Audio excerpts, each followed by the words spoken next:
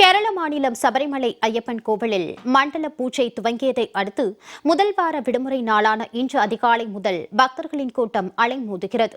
இதுகுறித்த கூடுதல் விவரங்களோடு செய்தியாளர் ஜெயகரன் இணைக்கிறார். வணக்கம் ஜெயகரன், கூடுதல் விவரம்.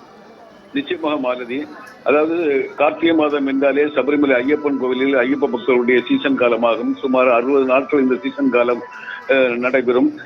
முதல் நாளான நேற்று முன்தினம் கோவில் நடை திறக்கப்பட்டதிலிருந்து இன்று 3வது நாள் வரை பார்த்தீர்கள் என்றால் இதுவரை 1,30,000க்கும் மேற்பட்ட பக்தர்கள் சாமி தரிசனம் செய்துள்ளார்கள் என அறநிலையத்துறை சார்பில் கூறப்படுகிறது.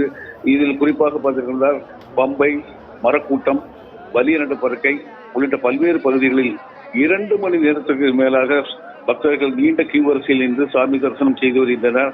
இருமுடி கட்டி கொண்டு வரும் பக்தர்கள் தங்களுடைய தேங்காய்களை உடைத்து அதில் சாமிக்கு நெய் அபிஷேகம் செய்வதற்கு தயாராகி வருகின்றனர். இந்த நிலையில் பார்த்தீர்கள் 10ஆம் திட்டம் செல்லும் கேரள அரசு போக்குவரத்து கழகம் சார்பில் சிறப்பு பேருந்துகளை பம்பைக்கு இயக்கி வருகிறது.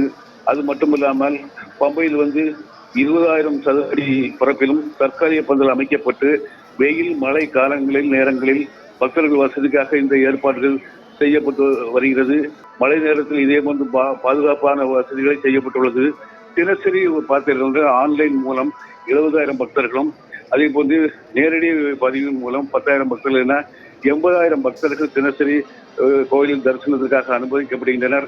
வருங்காலங்களில் இதனுடைய எண்ணிக்கை அதிகரிக்கப்படும் என தேவசம் போர்டு சார்பில் கூறப்பட்டுள்ளது. அதே போன்று நடைபாதையாக வரும் பக்தர்களுக்கு வசதியாக எரிமேலி, பம்பை வழிபாதைகளில் கிட்டத்தட்ட 132 இடங்களில் ஓய்வெடுப்பதற்கான வசதிகளும் இந்த ஆண்டு செய்யப்பட்டுள்ளது.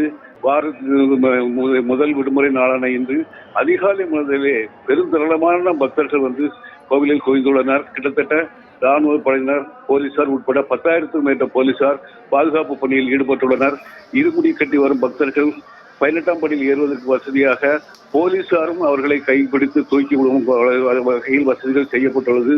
பெரும் திரளாக பக்தர்கள் கூடப்பட்டுள்ளதால் பூஜை நேரமும் இன்னும் அதிகரிக்க வாய்ப்புள்ளதாக கோவில் நிர்வாகம் சார்பில் தெரிவிக்கப்படுகிறது. மாலதி. ஜெயகரன், தங்களுடைய விரிவான நேரலை விவரங்களுக்கு நன்றி.